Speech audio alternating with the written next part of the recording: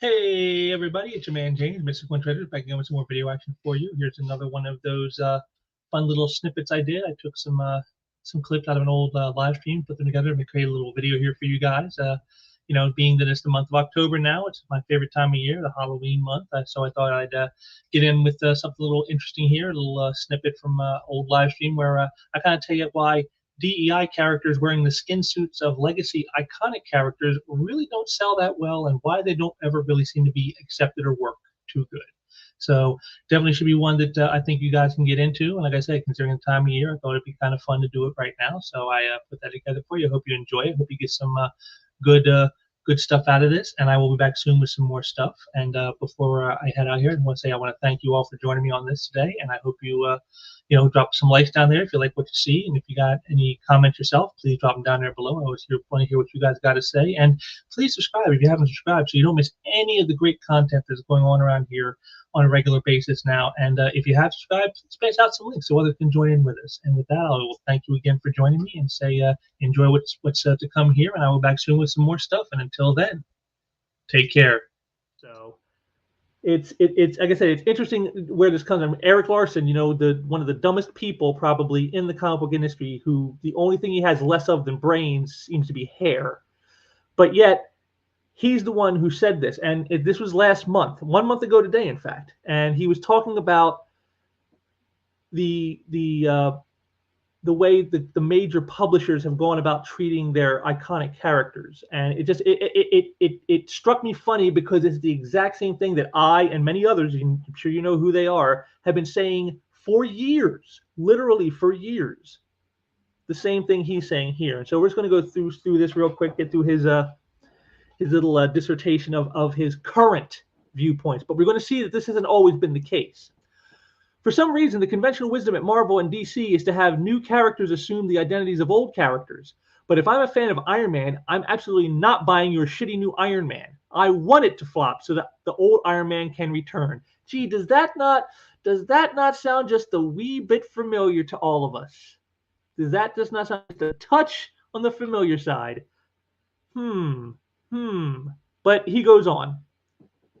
And if you're going to reinvent a character from the ground up, why not just create a new character? You've done 90% of the work already. Why not give that character a new name and let the old one continue to exist? Gee, this is all ringing familiar in my ears. I wonder where I've heard all this. Creators get back-end participation in new characters, but not in reinvented ones. If Ed Brubaker had made the reveal for the Winter Soldier a red herring and instead revealed he was Fred Johnson, he would have had participation in that character. Instead, he got nothing. Now, this is again another factor in all this. You see, this is because of the cultural shifts and the way things are going with the wokeness and how it doesn't sell. And now their guys are looking for ways where are we going to find our money? See, this is all playing a role in this. Believe me. He may sound like he cares about the characters and he cares about the audience, but in the final analysis, guys like Eric Larson, they only care about themselves, and this is what this is going to show you right here. Now take a look at the date here, February 20th of 2022. Now this is just a month and a half ago. Instead of changing Punisher's chest emblem, they should just have Frank finally realized that he's gay, and the beauty of it is that it wouldn't alter the comics at all. He'd still be dressing in leather, ignoring the ladies, and hanging out in bars with other sweaty dudes. And then the Punisher skull would take on a whole new meaning, and it would just kill those dudes who brandish it. They're such a homophobic lot. Seriously, if you read Punisher comics, which exist, nothing changes. You can read comics that are in print, and it all works. Man, he keeps his van tidy. Weird how he hasn't hooked up with any lady in 50 years. It all fits. Of course, it doesn't all fit because, again, I talked about this stuff, again, in the last one, in the last the live stream I did here on sequential thinking, where I shown that actually, in fact, no, the Punisher has hooked up with women several times in just the 90s alone. So that's a lie. And, all the rest of you see, his whole reason for doing it isn't because it's a great story idea, isn't because it's something that actually works for the character and he says it makes sense. No, it doesn't. All it does is annoy the people he doesn't like. As he stated, they're such a homophobic lot. Who? Cops and military men and comic book fanboys? That annoy them people because they're the ones who brandish the skull. So, of course. So annoy those people because they're my ideological political enemies. Oh, you see, so he doesn't care about the character integrity the way he was in the first ones I just showed you, where he's talking about like, if you change Iron Man, I'm not going to buy your crappy Iron Man. I'm gonna hope for it to flop so the real one can return. As you can see, just a month and a half ago, it was completely the opposite take. It was, yeah, go ahead and change it. Just stick it to the people I don't like.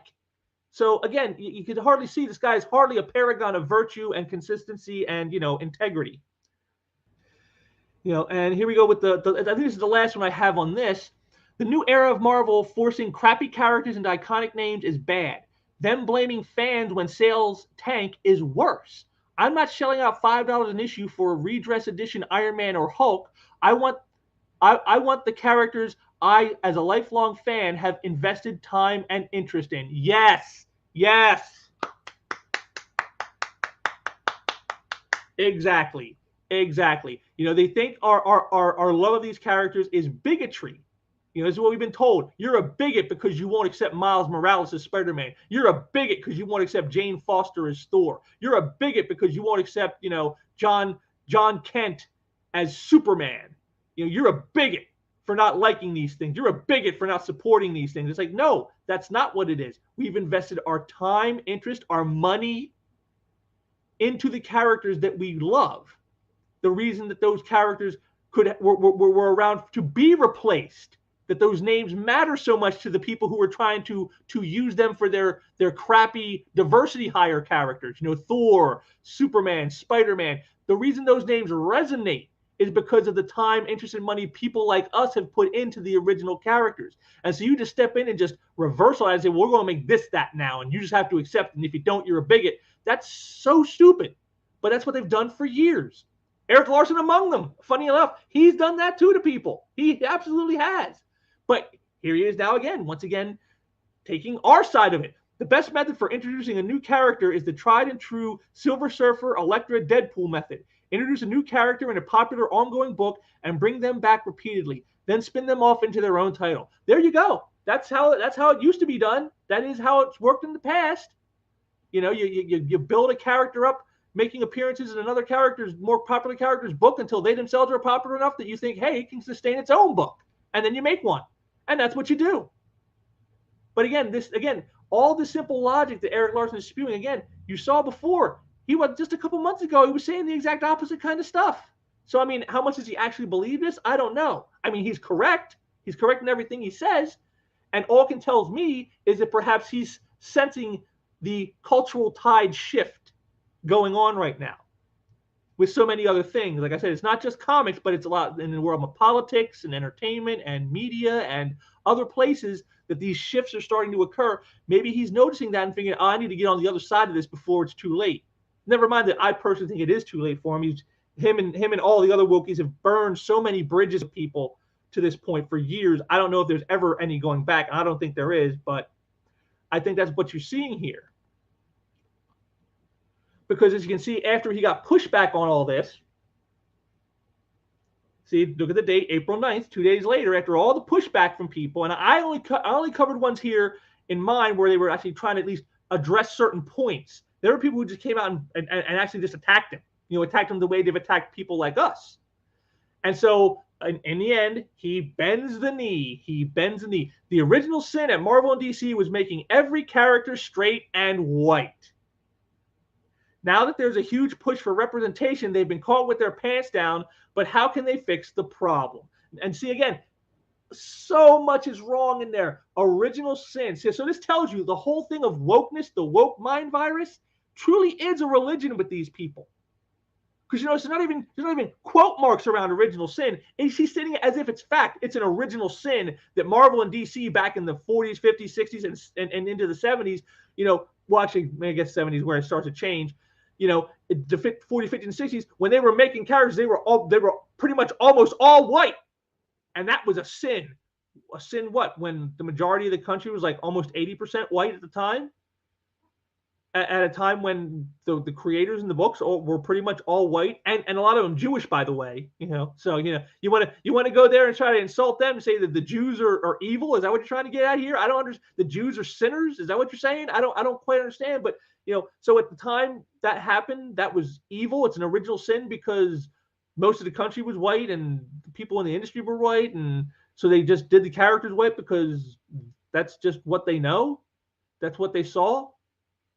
That doesn't make any sense. And then to say that representation is a push for representation and they got to fix a problem. Well, it isn't a problem. Again, as I said, in the 70s, it started to change. You started to see more black characters and more women characters and more, other types of characters that aren't just straight white men. And, by the time you get to the 80s, you've got full-blown diversity, son.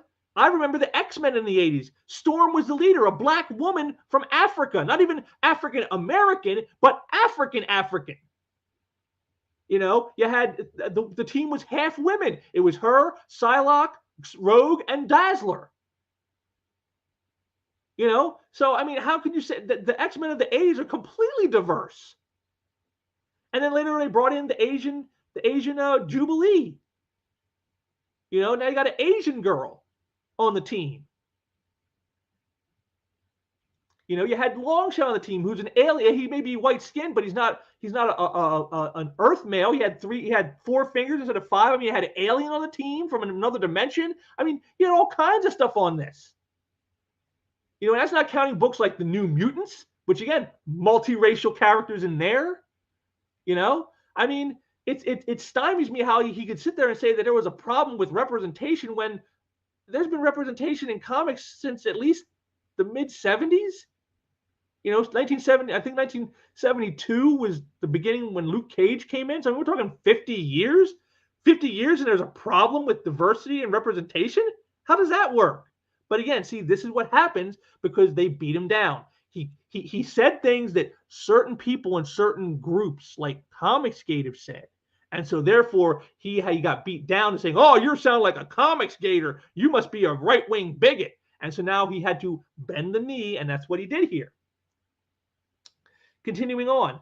With the movies, it's easy. Just cast your film with a diverse group and ignore the comics and the fans on Twitter because nobody cares. Oh, so now it's all, see again, admitting out loud. They're saying the quiet part out loud. We don't care what the comics say. We don't care what the fans think. We don't care what you have to say. You don't matter. What matters is what we want to do. You see, there it is. He basically has come out and he told on everybody right here. It kills me. In the comics, that's more difficult because you can't just swap the races of existing characters. Well, you can actually. You can do that. They've done that already. But yeah, it is more difficult because it's going to be even less accepted there than it would be in a movie. In a movie, you got the normies will go out and see a movie. Most normies don't read comics, but normies will go see a movie and they just turn their brains off and they're obviously here and veg out for a couple hours watching this supposed fantasy. And that's what they do. That's what movies are.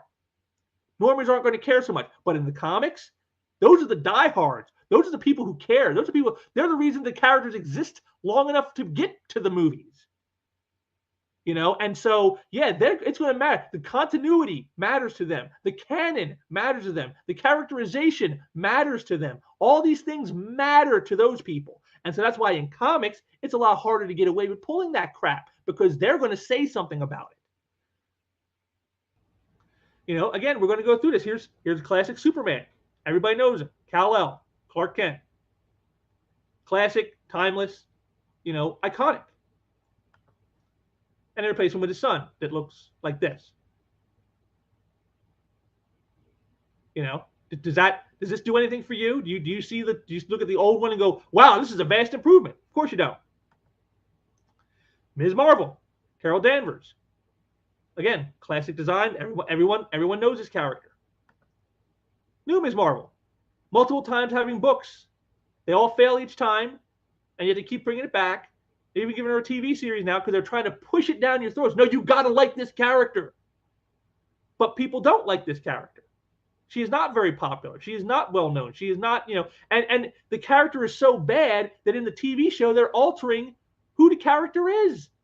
Her powers are not the same in the TV show as they are here in the comics. That's how bad this character is. Because why was it created? It was created because Sana Amanat wanted a self-insert character. This is her as a superhero. That's all this is. I want to be a superhero. I want it to look like me. Okay, here you go. And now, they got this messy character that are trying to get out into other forms of media, and nobody wants to listen. Nobody cares. They're having to alter it to try to make it palatable. No, let's change her powers up, and let's change how she gets her powers. And she doesn't get them from the Terrigen mists of the Inhumans or anything. No, her powers are from a bracelet. I mean, just ridiculous stuff. But again, this is what happens when you replace for diversity. Tony Stark Iron Man, classic. Everybody knows it. Riri Williams, again, a character that the whole impetus for her creation is so that the writer and co-creator of the character would have a character that looked like his adopted daughter. That's it. That's her reason for being. That's it. There's no story behind this character. There's nothing of value behind this character. Not like Tony Stark. Tony Stark is an actual character. He has character. This character doesn't. And people can see that. Wonder Woman, Diana Prince, timeless. How about this one? You think it was going to stand the test of time? You think it was going to be around, 70, 75, 80 years later? I don't think so. Again, what's the difference here? Aside from a costume change, a little bit of costume redesigning and changing the skin color, I mean, what have they done with this character to make say, wow, she's worthy of the Wonder Woman title because she's got like this stuff about her, these ideals that she stands for, this origin she has that is so incredible. Nothing. Do you know what? Hell, I bet you some of you probably don't even know this character exists until right now. That tells you everything. Flash, classic, timeless, and this is a character that has had, the legacy standard put on him. You got Jay Garrick, then Barry Allen, and then Wally West, and then later Bart Allen. So this is a character who has stood the test of time with actual legacy. But the problem with all those characters, well, they're all white males. So we got to change that. And so now this is the Flash, non-binary Flash. And again, look at the design compared to the last one, sleek and cool and just again timeless. And this, it's a mess. It's a mess. It makes no sense. Let's cover up the lower half of the face, but keep the head exposed. I mean, why? I mean, wouldn't the hair be more of a drag on speed than the mouth? I mean, that's why I was like, that's why Barry wears the cowl type hood, is because it keeps his hair down, so there's less friction when he's running. This person, they're running super speeds, and you got your hair out there, you're going to rip it out of your head, you're going to maybe have enough friction, you'll have it catch fire. I mean, just again, it shows you how badly they design these things. They don't even think about stuff like that. The way older creators used to probably think about stuff like that. Well, what kind of works with this? Okay, let's go with that. They don't even give it that much thought. And it shows. But it's not just the big league characters that get this stuff done to them. It's even lesser characters. Here's Aqualad, Aquaman's sidekick. Good old Garth. And now here's new Aqualad, the brown-skinned, gay, improved version. But is he? I mean, again, what's special about this character? Why is he so much better than the previous one? And the only answer they could give you is, well, because he's black and gay. That's all they have. Again, identity markers. That's all current creators care about is identity markers. And of course, the piece de resistance, Spider-Man. I mean, this is a character who's had clones of himself out there in the world. But that's not good enough because it's still a white guy. It's still Peter Parker. So what do? Miles Morales, tokenized. Got to tokenize Spider-Man. And Miles is really bad because he doesn't just tokenize Spider-Man. He tokenizes Thor. He tokenizes Cap. He tokenizes Hulk. And he tokenizes Wolverine.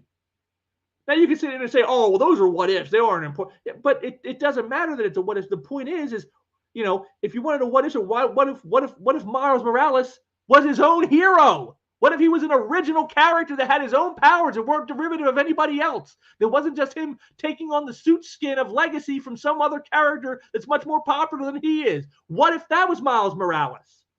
But we'll never get that story because the people who are making this stuff don't care about creating great stories. Neil Gaiman, before he sold out his soul to Netflix. Yes, but the fan base are fans, and they like the source material because it's the source material they like. So if you do something else, you risk alienating the fans on a monumental scale. It's not Batman if he's now a news reporter in a yellow trench coat with a pet bat. Yes, that's exactly it. This is what everything that they have called people bigots for boils down to right here. This is what it is. This is what you and I and so many others have been called bigots and Nazis and white supremacists for the last several years, is because this is how we feel. And again, it seems the tides are turning and that this is becoming more apparent because you're seeing more people coming out and saying it. But not everybody. And again, you say, well, then why are they still doing all these diversity hire characters? Well, it boils down to this right here. And you always get people saying, why not create new characters who aren't straight white men? Missing the point that characters like that are being created all the time. Well, actually, no, they're not. They are being created, but not all the time. But it's hard for them to compete with famous, iconic characters with decades of history behind them. It's a franchise-dominated landscape, and you can't just will new franchises into being. You'll make much faster progress by diversifying the franchises that already exist. And there it is. Eddie Robinson has basically come out and told you exactly what these new creators are. They're not creative. We don't have the creativity to make new things, and we don't have the patience to build them up the way the guys who before us did with the icons that are around right now. They took the time, they took the effort, they put it all in, and they made them icons with all that hard work and all that effort and all that time, and we don't feel like doing any of that. We want it, and we want it now. We want instant relevance. We want instant validity. We want instant validation. We want instant success. We want instant iconic status. We want it now. We don't want to wait. And again, that's just not how life works.